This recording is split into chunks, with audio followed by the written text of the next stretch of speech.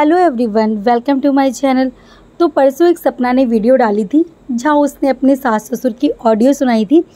तो ससुर जी उसमें कह रहे थे कि बेटा अब तेरा यहाँ पे क्या है, तू क्या करने के लिए आएगी, तू अपना सब कुछ सामान भर के यहाँ से ले ही तो गई है, पूरा का पूरा तू सामान ले गई, अब तेरा यहाँ क्या बचा है।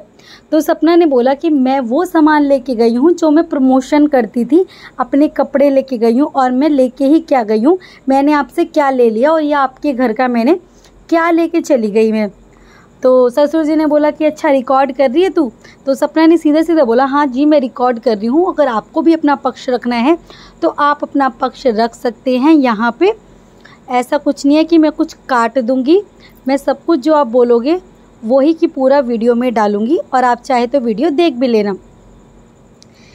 और उसमें ससुर जी का यही कहना था कि भाई मेरे पास कोई पक्ष नहीं है, और उसमें सपना सिर्फ़ और सिर्फ अपना पैसा लगाया था उससे यूट्यूब के थ्रू जो उसने अर्निंग की थी और अपने प्लॉट्स लेके फिर उनको ससुर जी द्वारा बिकवा दिया गया था कि एक मथुरा में घर लेते हैं, उसमें ही सारे प्लॉट्स का जो पैसा था बिकवा के वो उसमें लगा दिया गया था कि हम लोग सब साथ में ही तो रहेंगे और मथुरा में घर ले लेते हैं, वहाँ के लिए लगा दिया था पैसा। तो सपना वो वाला पैसा मांग रही थी अपना कि जो मैंने खुद कमाया था, और अपना शादी का गोल्ड मांग रही थी।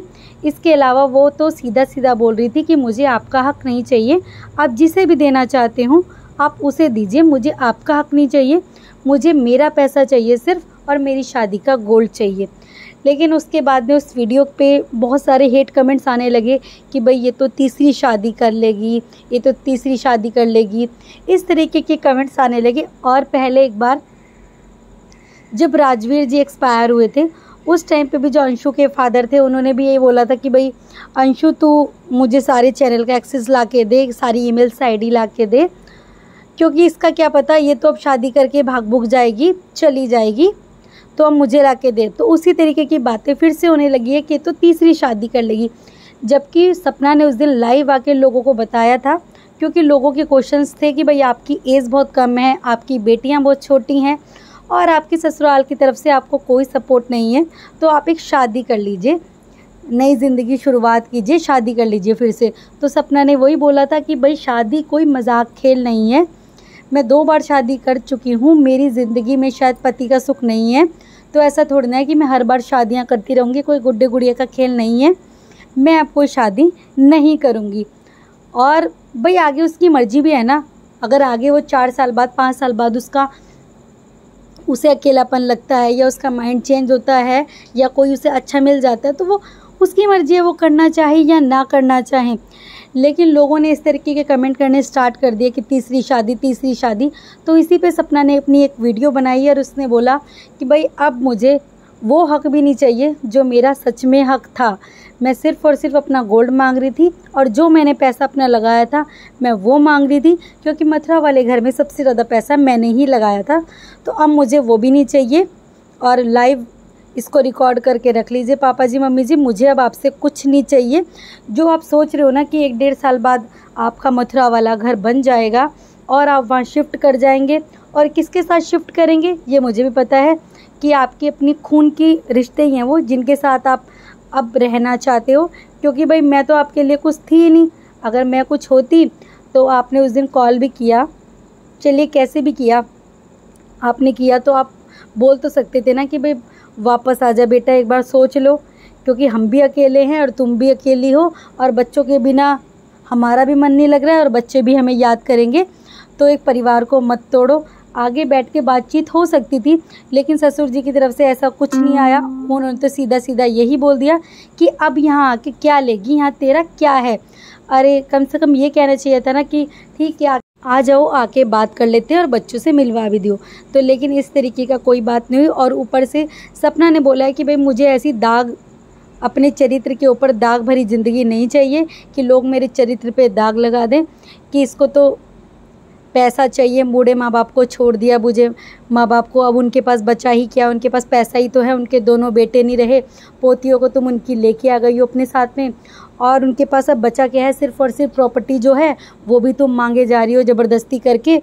और तो इस तरीके का मुझे पैसा चाहिए भी नहीं। मुझे नहीं चाहिए इस तरीके का पैसा जिसमें मेरा चरित्र ही ख़राब हो जाए। कल को मेरी बेटियां बड़ी होंगी तो वो क्या कहेंगे, आज इसका नाम जुड़ रहा है हमारे साथ, उसका नाम जुड़ रहा है।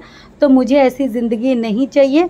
मैं खुद इतनी सक्षम हूँ कि मैं खुद कमा सकती हूँ और आगे मैं मेहनत करके कमाऊँगी, अच्छी ज़िंदगी दूंगी कि उसके दादा दादी होते हुए भी उसकी माँ ने उन्हें अच्छी ज़िंदगी दी है। मैं ये करना चाहती हूँ। मुझे नहीं चाहिए ऐसा पैसा जिसमें मेरे चरित्र के ऊपर ही दाग लग जाए। और मुझे पता है कि आप लोग किसके साथ रहने वाले हैं, किसके नहीं, ऐसा नहीं है। क्योंकि बहुत लोगों का ना एक अलग ही ओपिनियन है कि भाई बूढ़े माँ बाप को इस एज में छोड़ दिया, उनके बेटे तो पहले ही जा चुके थे, अब उनको इस स्टेज पे आके सपना ने छोड़ दिया क्योंकि इसको अब तीसरी शादी करनी है, अलग आके रहने लगी और अभी कुछ टाइम बाद ये तीसरी शादी भी कर लेगी क्योंकि उस घर में रहते हुए शायद ये नहीं कर पाती तो अकेली आ गई है। अब यहाँ ये इस बारे में सोचेगी। तो सपना ने इसी चीज़ का क्लियर किया। और वैसे भी उसकी ज़िंदगी है, वो कुछ भी करना चाहे तो लोगों को इसमें इंटरफेयर करने की ज़रूरत होनी नहीं चाहिए। भाई आपको क्या पता किसी की ज़िंदगी में क्या चल रहा है क्या नहीं चल रहा।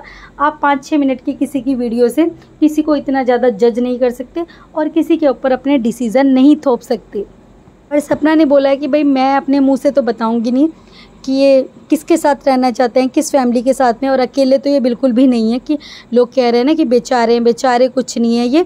अगर इन्हें ज़रूरत महसूस होती तो ये मुझे कहते कि आ जाओ हम अकेले हैं, आ जाओ हम साथ में रहते हैं। नहीं, इनके पास है इनके खून के रिश्ते जिनके साथ ये आगे रहना चाहते हैं।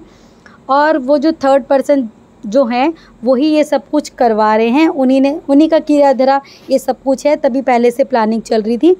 और मैं अपने मुंह से नहीं बताना चाहती, आगे आने वाले कुछ टाइम बाद ही 1 साल बाद आपको पता चल ही जाएगा जब मथुरा वाला घर रेडी हो जाएगा कि उसमें इनके साथ कौन रह रहा है।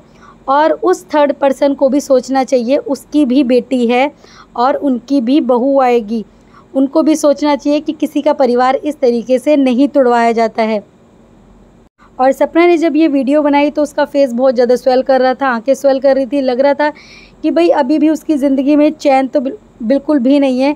कि वो उसने आई थी ना, वो इस घर में जब शिफ्ट हुई थी रेंट के, तो वो बहुत खुश नज़र आ रही थी और वो बोल रही थी कि अब मुझे घर मिल गया, मेरी अधिकतर टेंशन ख़त्म हो गई है। लेकिन अभी भी उसको रोज़ दिन टेंशन है, कभी किसी चीज़ की कभी किसी चीज़ की, क्योंकि रोज़ दिन उसके घर में प्लानिंग तो चली रही है और वो सपना को पता है। लेकिन वो यूट्यूब पे इस चीज़ को अभी खुद से नहीं दिखाना चाहती। वो कहती है कि भाई सामने आ जाएगा, क्योंकि मैं बिना प्रूफ्स के यहाँ पे कुछ भी बोलूँगी, कल को अगर मैं गलत साबित होती हूँ तो लोग मुझे कह देंगे कि तुमने अपनी तरफ से ही मन बना लिया था और तुम अपनी तरफ से ही सब कुछ छोड़ के आ गई और अब मुझे इनका कुछ नहीं चाहिए, मैं खुद ही मेहनत करके कमा लूँगी। क्योंकि इन्होंने सीधा सीधा देने से एक तो पहले बात है मना ही कर दिया और दूसरी बात है मुझे ऐसा पैसा नहीं चाहिए जिसमें मेरे चरित्र पे दाग लग जाए। लेकिन सपना यहाँ थोड़ी बहुत गलती कर रही है। भाई उसे अपनी चीज़ें, अपनी बेटियों का नहीं छोड़ना चाहिए। लोगों का काम है भाई कहना, लोग तो कहते ही हैं। अगर आप अच्छा करो तब भी लोग उसमें नुक्स निकालते हैं, आप बुरा करो तब भी उसमें नुक्स निकालते हैं। लोगों को काम है कमेंट करना। और सपना तो तब से झेल रही हैं जब उसके फर्स्ट हस्बैंड एक्सपायर हुए थे, तभी से ये नेगेटिविटी झेल रही है। और बहुत सारी लड़कियों का तो इंस्पिरेशन है सपना ना, कि किस तरीके से ज़िंदगी में इतना गिर के उठा जाता है। तो अभी थोड़े बहुत कमेंट्स की वजह से इतना होपलेस नहीं होना चाहिए। जिस तरीके से तुम भाई सपना थी उसी तरीके से आगे बढ़ो, क्योंकि बहुत लोगों को तुमसे इंस्पिरेशन मिलती है कि इतना सब कुछ होने के बाद भी आज खुश है और कहती है कि मैं खुद ही अपनी बेटियों को ज़िंदगी दूंगी।